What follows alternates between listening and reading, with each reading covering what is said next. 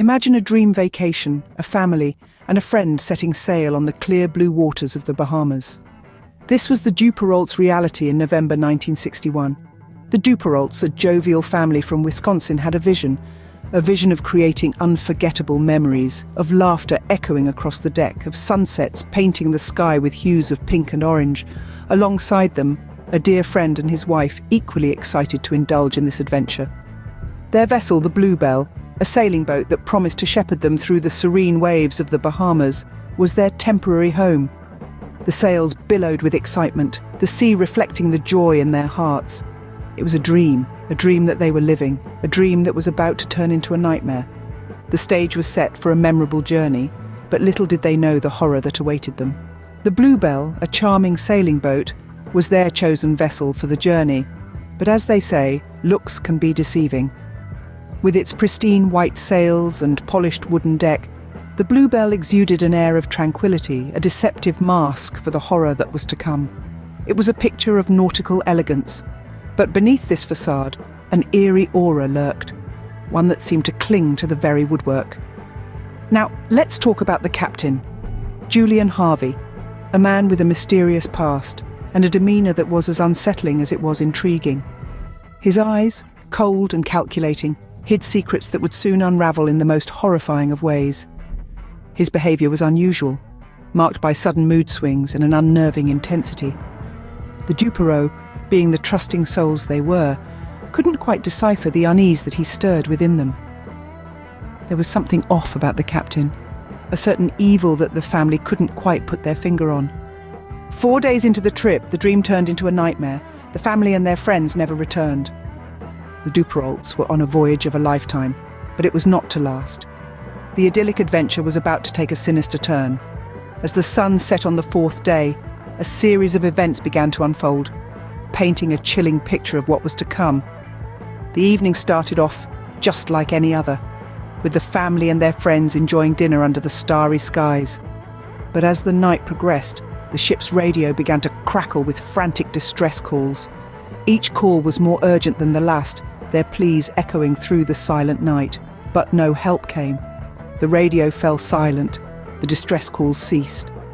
The only sound that could be heard was the lapping of the waves against the hull of the BlueBelle.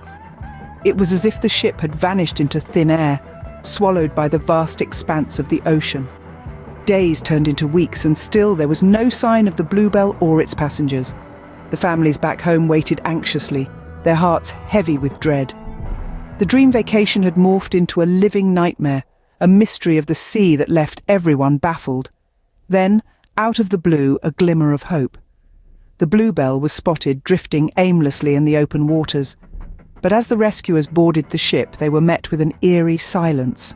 The once lively ship was now a ghost of its former self, its decks empty and its cabins deserted. A thorough search of the ship revealed a horrifying truth. Only 2 of the original party were aboard. The rest had vanished without a trace, their fate unknown. The dream vacation had become a chilling tale of the sea, a mystery that was about to unravel in the most disturbing way. The BlueBelle returned, but only 2 of the original party were aboard. Amongst the survivors was the youngest of the Duperrault family, Terry Jo. A mere 11 years old, she found herself alone, adrift on a flimsy life raft in the middle of the vast, unforgiving Atlantic Ocean. The sun blazed down during the day, while the nights were frigid and eerie. The only sounds were the lapping of the waves and her own heartbeat pounding in her ears. For 4 long, agonizing days, Terry Jo clung to life. With no food, no water, and only her will to survive, she endured. Her small frame grew weaker with each passing hour, her skin blistered under the relentless sun, and her lips cracked from dehydration. Yet she did not surrender to despair. She held on, fueled by a burning desire to live, to make sense of the senseless, to bear witness to the unthinkable. Her ordeal came to an end on the 4th day when, against all odds, she was spotted by a Greek freighter, the Captain Theo. The crew, in disbelief at the sight of this tiny, frail figure bobbing in the vast ocean, rushed to her rescue. They hoisted her aboard, their faces a mixture of shock and awe at the resilience of this young girl.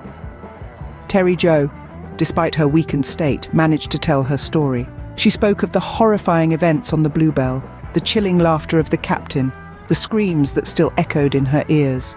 She spoke with a bravery and composure far beyond her years, providing vital clues to the monstrous act of violence that had taken place. Her survival was nothing short of a miracle. She had faced the worst of humanity and the harshest elements of nature, and emerged a survivor. Terry Jo became a beacon of hope, a testament to the indomitable human spirit. Her story touched hearts around the world, reminding us all of the strength that lies within even the smallest among us. Terry Jo lived to tell her tale, a tale of unimaginable horror.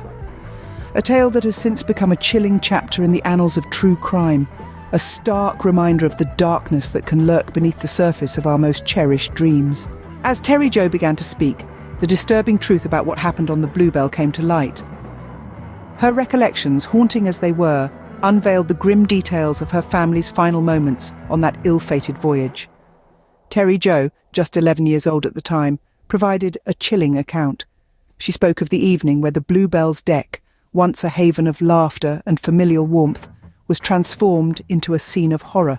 The captain, Julian Harvey, a man they had trusted to guide them through the azure waves, was the architect of this nightmare.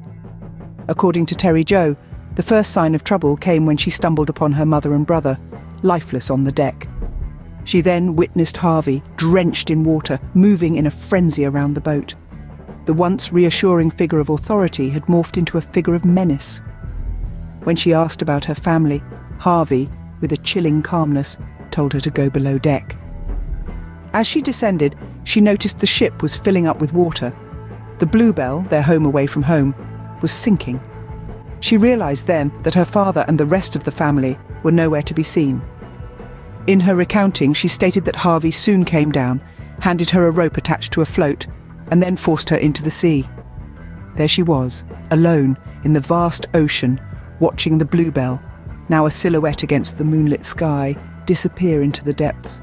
The pieces of the puzzle started to fit together. Harvey, it seemed, had murdered the Duperraults and their friends, scuttled the BlueBelle, and left Terry Jo to perish in the open sea.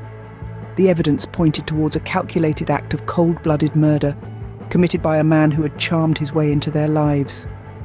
The dream vacation had turned into a nightmare. The captain was a killer. The shocking truth sent ripples across the nation. The captain of the BlueBelle, Julian Harvey, met his demise not long after the gruesome events on the sailing boat. He was found dead in a hotel room, a bleak end for a man who had orchestrated such an atrocious act. His motive remains shrouded in mystery, a chilling puzzle piece in the disturbing case of the Duperrault family murder. The investigation that followed was a whirlwind of unanswered questions and grim discoveries. The authorities pieced together the tragic events that took place on the BlueBelle, painting a haunting picture of the final moments of the Duperrault family. The evidence pointed towards a horrifying conclusion, confirming the unthinkable suspicions that had been cast on the seemingly friendly captain.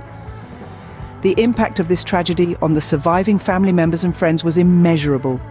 Grief and shock consumed those who had been close to the Duperraults. A family that had embarked on a dream vacation only to never return left a void that was impossible to fill.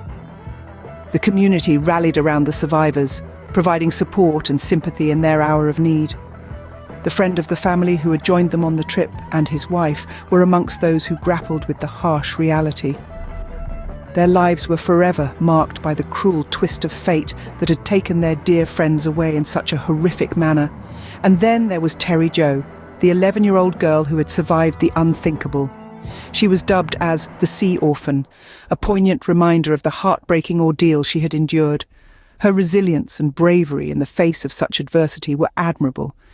She carried the memory of her family with her, their love and warmth, a beacon of hope in the darkness. The Sea Orphan, as Terry Jo was later known, survived to tell the tale, a tale that still haunts the seas to this day.